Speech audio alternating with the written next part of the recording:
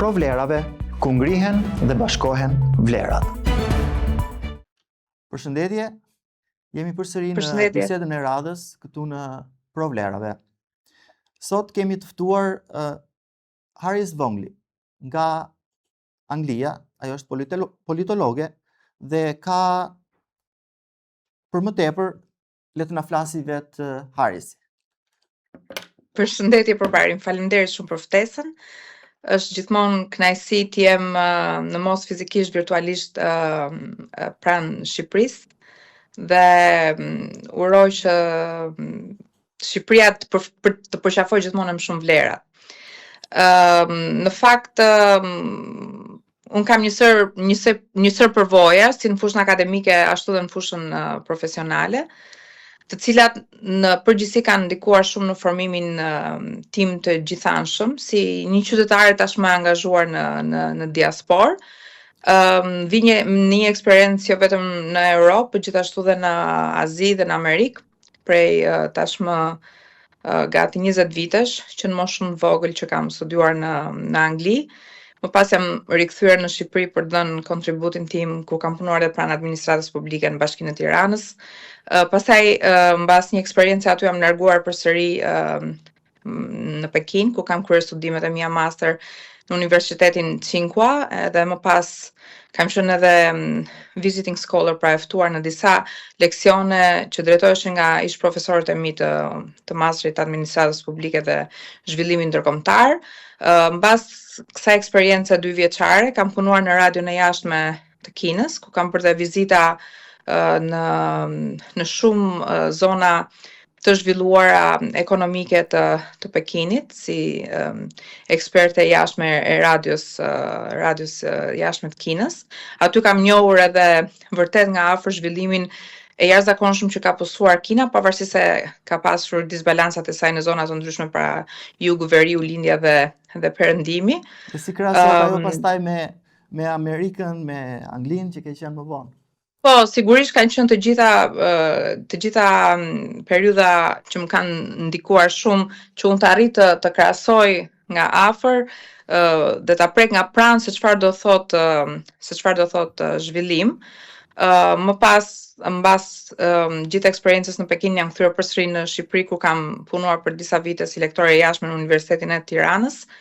Dhe gjithashtu kam pasur shumë eksperjenca akademike, por dhe profesionale, si programi Lead Albania i ADF-s, ku jam caktuar si këshilltare e jashtme politike e Presidentit të Republikës së Shqipërisë. Dhe më pas jam kthyer përsëri në Londër, kur prej 5 vitesh jam në përfundimin e doktoraturës time, ku fokusi kryesor është media dhe politika në Shqipëri, dhe janë 5 vite jashtëzakonisht shumë të rëndësishme kërkimore për mua, ku kam vërtet hulumtuar dhe kam pasur intervista cilësore, elitare, me figurat kryesore politike, mediatike, të shoqërisë civile, diplomatike në Shqipëri, në Amerikë dhe në Britaninë e Madhe. Dhe gjithë kjo eksperjenca ka formuar atë që unë jam sot, edhe shumë gati për të përballur me problematikat në Shqipëri, po pse jo për të dhënë edhe optikën dhe këshillën time në raport me çfarë po ndodh, në raport me realitetin në Shqipëri, që siç e dim të gjithë, sidomos për ata që e pranojnë se ka qenë themelor i shtetit shqiptar sot, për shembull? Sikur të kishte vetëm një problem, Shqipëria do të ishte shumë e thjeshtë për ta zgjidhur atë, por ka një sër problemesh. Mendoj që korrupsioni është një ndër problematikat më të mëdha, por korrupsioni vjen nga një sër problematikash të tjera. Për shembull, kryesorja është mungesa e elitës morale, sepse nëse do të ishte një elitë morale politike, ajo do të ishte e gatshme për të ngritur institucionet e duhura. Dhe sigurisht kjo elitë morale është po ajo që formson edhe kulturën e një vendi. Dhe mendoj që mungesa e elitës... Ju mendoni që nuk është kompatible me elitën aktuale, domethënë? Jo, është shumë larg. Elita aktuale politike në Shqipëri është shumë larg asaj elite morale që ne kemi lexuar nëpër librat politikës, librat të diplomacisë. Pra, elitë morale në optikën time është një elitë që është shumë accountable, që mban shumë përgjegjësi. Sigurisht që nuk Shqipëria është shumë larg Britanisë për t'u krahasuar, por në mendjen time kur mendoj për elitë morale apo dhe për individ moral, se duhet të jesh një individ i moralshëm rreth parë që të formësosh, të jesh pjesë të formësosh elitën morale dhe ti të mbash përgjegjësi. Në një vend të zhvilluar, në një vend të Europës, nuk do të kishte zgjatur as 3 ditë që një pushtetar, një individ i angazhuar, jo vetëm politikisht, por edhe publikisht, nëse do të kishte patur një skandal të përmasave të Ballukut, apo dhe një skandal shumë më minimal në krahasim me këtë që flasim, do kishte dhënë dorëheqjen për t'u hetuar në mënyrë të lirë, pa asnjë pozicion politik që normalisht do të kushtëzonte apo do të shtrëmbronte edhe provat. Po sikur dhe vetëm një figurë publike t'jesh, flas për raste shumë ka pasur në Britani dhe ka dhe në Europë, në momentin që je një figurë publike dhe përflitesh për korrupsion, përflitesh për shkelje të ligjit, për mosmbajtje përgjegjësisë apo për shkelje të detyrës, edhe njeriu më i thjeshtë, një gazetar më i thjeshtë, do të jep të dorëheqjen nga posti, nga vendi punës që mbante në cilin do institucion, sidomos institucion shtetëror. Para disa muajsh ndodhi me BBC-n, me drejtuesit e BBC-s për shembull, që ishin gazetar. Apo jo? Para disa muajsh. Dham dorëheqjen. Po, tani ka ndodhur jo vetëm kjo, po mund flasim që edhe media ka pasur një rol të jashtëzakonshëm në mbajtjen të përgjegjës të figurave politike. Mos harrojmë rastin e BBC-s dhe Boris Johnson gjatë Covidit, i cili BBC-ja ka bërë një luftë të hapur, të jashtëzakonshme kundër Boris Johnson për faktin se gjatë Covidit ai në zyrat e shtetit britanik mbante edhe mblidhej me figura tjera politike dhe bënin party. Dhe sigurisht ai tentoi, dhe qeveria asaj kohe tentoi që dhe mos rinovonte BBC-s licencën, por nuk ja doli. Pra, nëse do ta krahasonim me kontrollin që ka pushteti politik mbi pushtetin mediatik në Shqipëri, këtu edhe kur ka tentuar nuk ka ndodhur, sepse ka qenë media, ka qenë pikërisht pushteti politik që i ka demaskuar dhe ka vënë para përgjegjësisë, jo figura të vogla, por një figurë si ish kryeministri britanisë, i cili nuk fitoi më, pra humbi dhe nuk ishte më në drejtimin e shtetit britanik, pikërisht sepse u bën një luftë ballore ku foli dhe nuk flite për korrupsion. Atë flite vetëm për vlera morale, se si në një moment kur Britania ishte izoluar për shkak të Covidit, kryeministri mblidhej në shtëpi për të bërë festa të ndryshme. Këtu as shpërdorim detyre nuk do të quaj, po do të quaj vetëm një shkelje etikës morale, etikës profesionale të drejtuesit të një vendi. Po në Shqipëri, pse mendoni ju se të themi gjithë shoqëria e toleron në një farmase abuzimin me pushtetin? Tani, kjo sa ka ardhur dhe është rritur, e gjithë kjo që ju përmendët, dhe në të njëjtën kohë kemi edhe një zvoglim të opozicisë shqiptare. Pra, unë e them gjithmonë fatkeqësisht, di që mund të tingëlloj pak e fortë, por më të mirët në sensin moral dhe në sensin e mbajtjes përgjegjësisë gjithmonë janë larguar. Dhe ata që kanë ngelur aty janë pjesë pikërisht e këtij pushteti. Pra kemi një numër ne jemi 2 milion tani më, 700.000 prej cilëve janë pensionistë, 200.000 janë punonjës të administratës publike, sikur këto 200.000 me 3 individ pjesëtar të familjes ti shumëzosh, do të thotë 600.000. Pra janë këto punonjës të administratës publike që janë dhe formalisht të njohur si patronazhistë, të cilët janë drejt për së drejti, ata të vijës së parë të lidhur me korrupsionin, me pushtetin, me shkeljen e detyrës, me mosmbajtjen e përgjegjësisë, me ngritjen e kësaj frymës kulturore, pra me ngritjen me formësimin e këtij mentaliteti. Unë e them gjithmonë që një nga dëmet më të mëdha që pushteti shumë i zgjatur i Ramës i ka sjellë Shqipërisë është fakti që ka ngritur një mentalitet të caktuar që është mentaliteti mos mbajtjes përgjegjësi në momentin që ti bën shkelje. Dhe ti je një patronazhist, pra ti je një punonjës i administratës publike dhe në të njëjtën kohë mbash ndrime politike, është një shkelje e hapur, jo vetëm e kodit punës, por është edhe një shkelje e hapur e kodit moral dhe kjo është legjitimuar, është kthyer në një gjë aq shumë të thjeshtë, saqë të gjithë këta punonjës administrate në fakt nuk i shërbejnë individit, nuk i shërbejnë popullit shqiptar. Këta i shërbejnë partisë, i shërbejnë partisë shtet.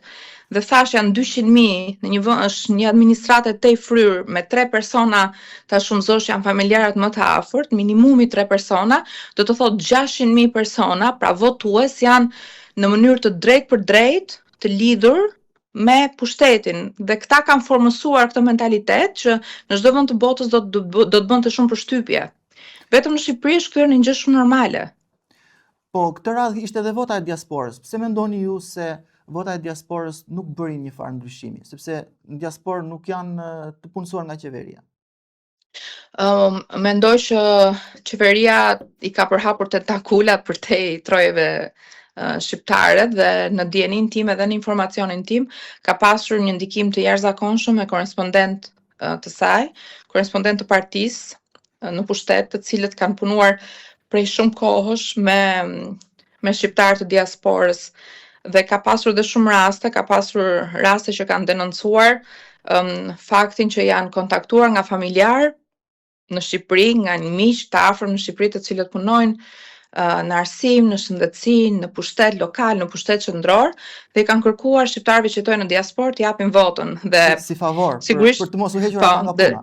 Po, për mos hequr nga puna dhe në fakt kur jeton jashtë dhe je i stabilizuar, pavarësisht se ti nuk i ke shkputur lidhjet me Shqipërinë, në një farë mënyre nuk je 100% i përfshirë në Shqipëri, kështu që të japësh votën për një njeriu tënd nuk është edhe aq e vështirë, po përveç se kësaj ka dhe vërtet shqiptar ata që janë të angazhuar, që nuk janë plotësisht të integruar, që pavarësisht se jetojnë jashtë janë ende shumë të lidhur me Shqipërinë, të cilët vërtet ju bëhet një lavazh truri si pasojë e propagandës të jashtëzakonshme të qeverisë Rama, që mund të themi që është një nga armët më të forta në sensin e komunikimit politik, i cili shtrihet nëpërmjet medias dhe kanaleve mediatike, kalon tek individi informacioni, po i gjithë ky rrjet, e gjithë kjo urë është shumë e mirë e kontrolluar nga një propagandë shumë e fuqishme, por edhe profesionale e qeverisë në pushtet. Mos harrojmë që ka 4 mandate që qeverisë dhe përveç se kësaj dhe 4 mandate të tjera që Rama ka qeverisur pushtetin e dytë më të rëndësishëm që është ai lokal, Bashkia e Tiranës dhe prandaj thashë në këto 20 e ca vite të tijat në pushtetin lokal ashtu dhe atë qendror, ai ka ngritur tani më këtë mentalitet, këtë lloj komunikimi politik që vjen nëpërmjet njerëzve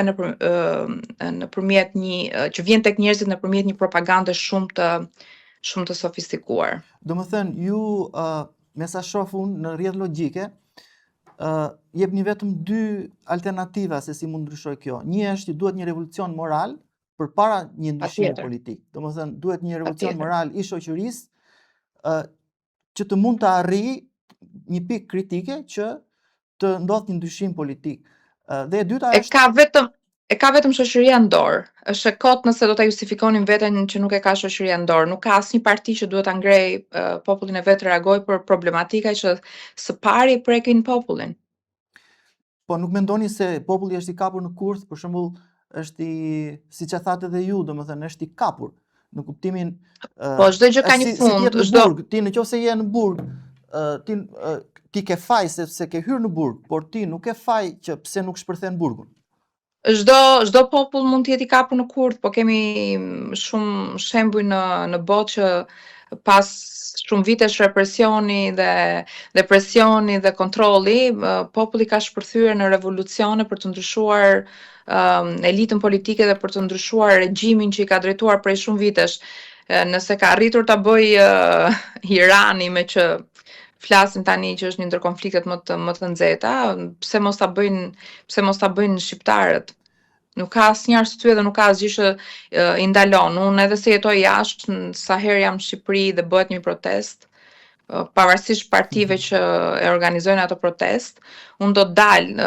Në momentin që flasim, gjithë rrjetet sociale gëlojnë nga shkatrimi i rrugëve kryesore, akseve kryesore, podëdysore, pra po shohim një infrastrukturë që po thërmohet, duket si një karmë, po duket si një diçka domethënë një gjë përtej nesh, apokalips. Pra po ndodh diçka dhe askush nuk po ngrihet. Do më thënë, ajo çdo individ dhe çdo shqiptar që jeton, ka zgjedhur të jetojë jetën e vet aty me 1000 sakrifica, duhet vi një moment që patjetër duhet të ngrihet, sepse është shumë e dukshme ajo që po ndodh në atë vend.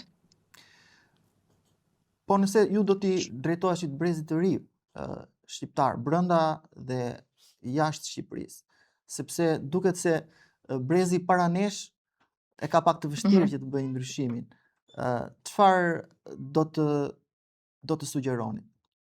Brezi i ri nuk do të bëjë gabimet që ka Brezi i ri nuk duhet bëjë absolutisht gabimet që kanë bërë brezi prindërve tanë, sepse prindërit tanë janë rritur në një tjetër sistem me të tjera tabu, me të tjera frikra, dhe sot nuk duhet të ekzistojë ajo frikë, se pavarësisht propagandës dhe korrupsionit dhe krimit organizuar dhe shumë problematikave që kanë lëshuar rrej në Shqipëri, të paktën sot është liria për ta thënë diçka dhe liria për të vepruar. Unë mendoj që populli shqiptar nuk është se ka arritur një farë apatie, po ka edhe frikë sepse është në pozita në marrëdhënie pune, që janë të lidhura drejt për së drejti shtetash me shtetin. Jemi shumë pak, në Shqipëri kanë mbetur shumë pak dhe rinia duhet jetë e para ajo që duhet të ngrihet. Në shumë vende të Azisë dhe në vende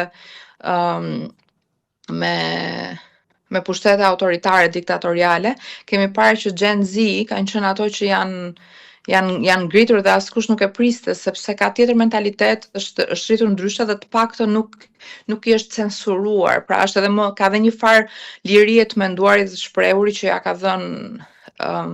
kanë dhënë dhe në fakt rrjetet sociale dhe nuk duhet, ata domethënë shumë të rinj bëjnë reagime në rrjetet sociale, çështja është që nuk duhet ngelet aty. Por sigurisht janë edhe të lodhur nga politika. Unë kur e krahasoj në Shqipërinë me vende të tjera të Europës, apo Amerikën apo Britaninë, mendoj që mbi 80% të hapësirës publike, komunikative, mediatike e zë vetëm politika dhe njerëzit janë edhe të lodhur. Prandaj them që kjo duhet të shkojë përtej politikës. Pra nëse ka probleme ende në 2026 të diskutohet uji dhe dritat dhe infrastruktura pra rrugët, ndërkohë që shqiptarët paguajnë taksa dhe nuk marrin shërbimin. Kjo nuk është as ideale, në është gjë më normale që shqiptarët marrin shërbimin për atë që paguajnë taksat. Mendoj që të rinjt duhet të ngrihen dhe duhet të fillojë së pari në problematikat që janë në arsim. Pra do të jenë studentët ata që duhet të ngrihen për problematikat në arsim, për problematikat në shëndetësi, në politikë, në korrupsion, në përgjithësi, por për problematika që i prekin së pari në ata. Dhe sigurisht që propaganda bën vetën, flitet që jo, po nuk ka opozit, nuk ka. Sigurisht që ka opozit, ka shumë parti të vogla, ka shumë figura të reja, do të ketë akoma, duhet të ketë akoma dhe të rinjt thjesht duhet të bëjnë ndryshe nga prindit e tyre, nuk duhet heshtin. Dhe kjo kërkon modele suksesi. A mendoni ju se në Shqipëri ka modele suksesi që të rinjt mund të referohen? Po ka modele suksesi. Ka modele, ka shumë të rinj që modele qëndrese. Po, ka figura patçka se të pakta, ka figura të shoqërisë civile, ka disa deputet të rinj në parlament që janë me të vërtet frymëzues për punën që po bëjnë, madje mund të rikujtoj janë dhe 2 miqtë e mi të Partisë Mundësia, Erald Kapri dhe Barbara. Barbara edhe se nuk është deputete, bën detyrën e saj si një individ shumë aktiv në shoqërinë civile që ngre zërin për problematikat dhe atë që bën Barbara, pra që nuk është ende një deputete e Parlamentit shqiptar, mund ta bëj çdo i ri, sepse sot jepet mundësia që edhe nëse nuk ka hapësirën në mediat të flas, kanë mediat sociale ku gjithsecili mund të ngre problematikat. Mjafton që ti mos të mos të fshihesh pas të vërtetës dhe mos të, si të them, mos të biesh pre e propagandës, sepse politikanët vinë dhe ikin, dhe ata që duhet ikin duhet mbajnë absolutisht përgjegjësi për gjithçka që nuk ka shkuar dhe nuk po shkon mirë në atë vend.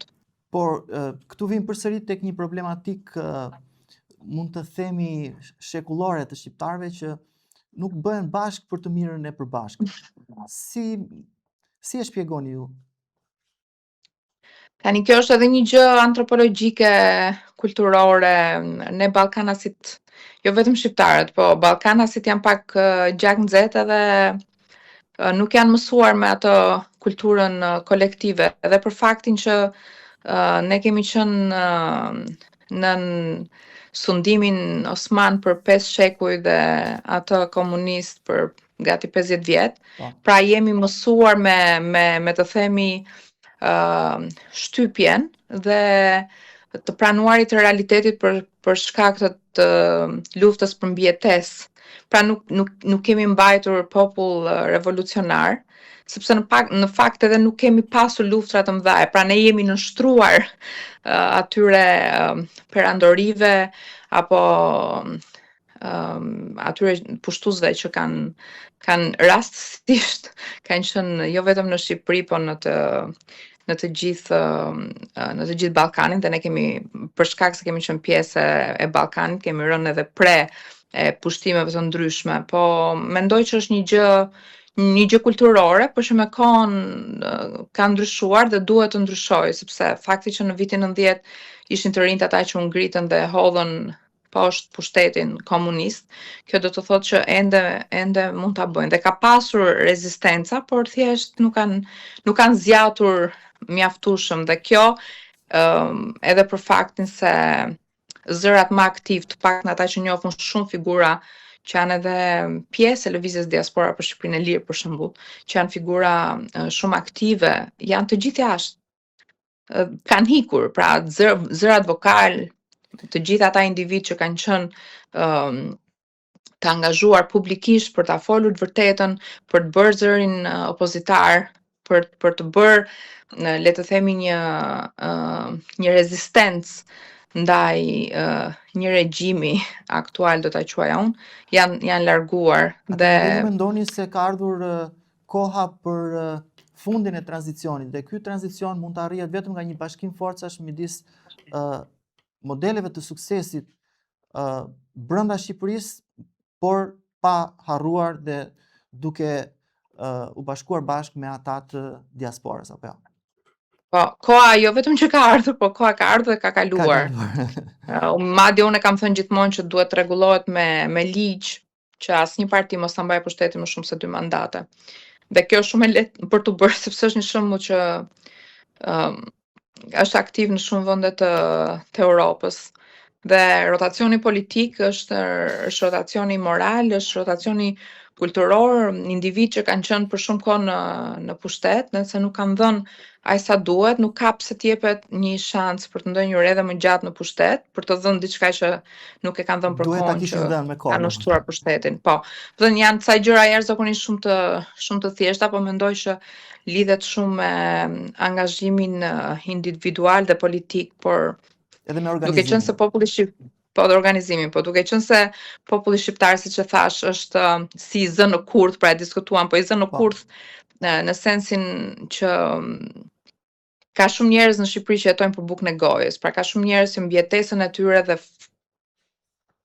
funksionin e tyre në jetë, funksionin e tyre në shoqëri, e kanë vetëm duke për të punuar dhe për të mbajtur familjen, se në fakt, nëse nuk punojnë, nuk mund të provide, pra nuk mund të japin. Po, është e vërtet, po edhe jashtë, sepse ne që jemi jashtë, një jetë. Edhe ne që duam të jemi qytetar të angazhuar, por nga jashtë, edhe ne jemi pjesë e gjithë kësaj